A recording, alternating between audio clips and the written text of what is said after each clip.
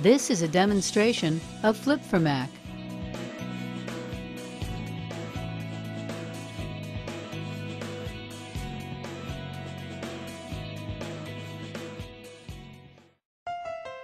While there are many ways of debulking the nucleus, I like to use a pre-chopper.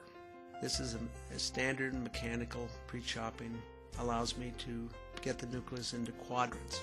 However, it is limited because it can only be used in very soft cataracts. This is a demonstration of Flip for Mac. Would not be efficient. You would require either a chopping technique or a divide and conquer technique. However, we've developed the Ultrachopper, which is an ultrasonic pre-chopping technique.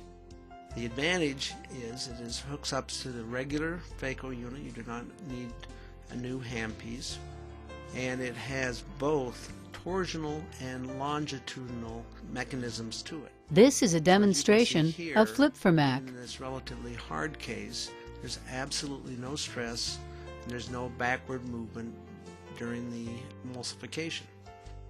All you need to do to widen it is to use a little bit more of the torsional, and in here I'm reverting back to the mechanical to complete the cracks.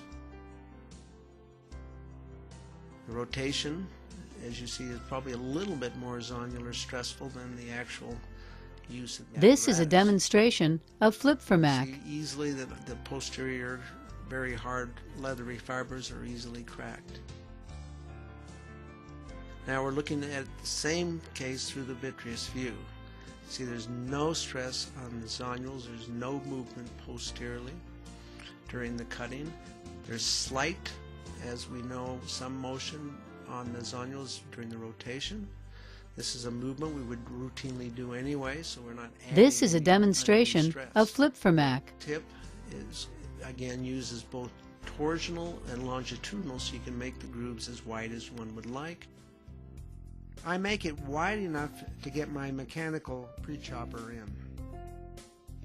See here, those leathery fibers are easily chopped, and again, there's no posterior movement required because of the ultrasonic handpiece has already divided the nucleus into these quadrants. This is a demonstration of Flip for Mac. Stress has been reduced by this pre-chopping.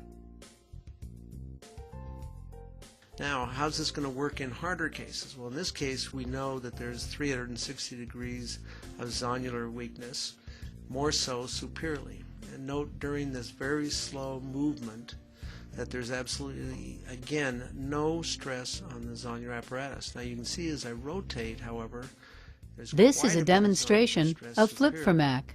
This brings up a point about rotation, and it brings up a point about movement during cases with iatrogenic or pre-existing zonular problems.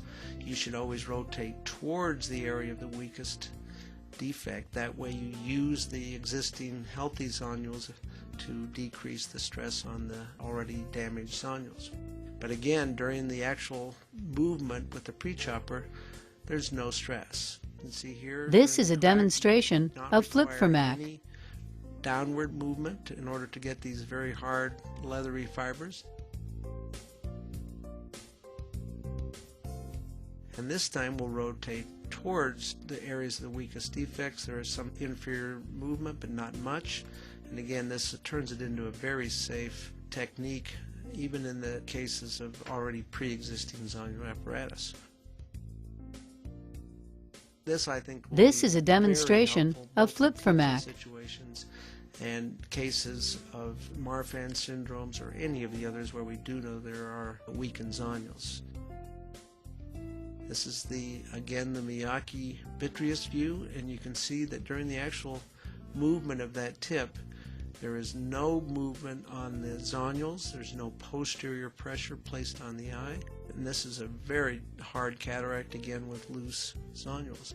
So again, This is a demonstration of Flip for Mac. making a groove, decreasing the risk for any further zonular dialysis. This again is that initial rotation, which was incorrect and did cause some superior stress, but now knowing the defect, we will move on our next rotation to decrease that stress, making it less likely that we'll do any further damage to the apparatus.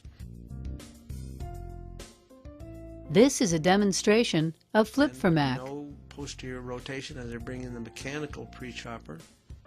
You can see very easily those fibers posteriorly. Here the rotation you can see, well, because it's towards the area of the weakest zonules, does not cause any further zonular dialysis. Here you can see the fibers posteriorly. This is a demonstration of flip for Mac. Now we have the nucleus into quadrants, which can be easily brought up and emulsified by any technique that you're comfortable with. Here you see the actual apparatus. It's about 3 millimeters long, so we can easily gauge our depth. And by very slowly going down, we can get the grooves as wide as we would like because of the... This is a demonstration of flip for Mac. As deep as we want. It's important to realize we really don't have to go very far out to get these cracks. I don't even normally go near the edge of the enACSRS because all we have to do is go deep centrally, and it has to be just wide enough for the mechanical pre-chopper. You can actually use the instrument itself with a second instrument if you prefer not to use an actual mechanical pre-chopper. This is a demonstration of flip for Mac. The paddle scans both of the quadrants and makes it very efficient.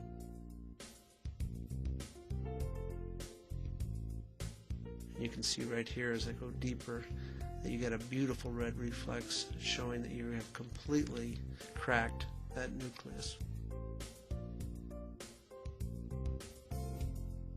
Rotate very gently, very elegantly. This is a demonstration of flip for Mac. And then crack the final crack into 4 pieces. You could do 6 or 8 if you felt you wanted to. Further decrease the amount of nuclear material that you'd have to bring forward. This is a technique that I think will be used for all zonular weakened cases, and I now use it for every one of my pseudo-exfoliation cases to try to decrease the potential for... This is a demonstration of flip for Mac.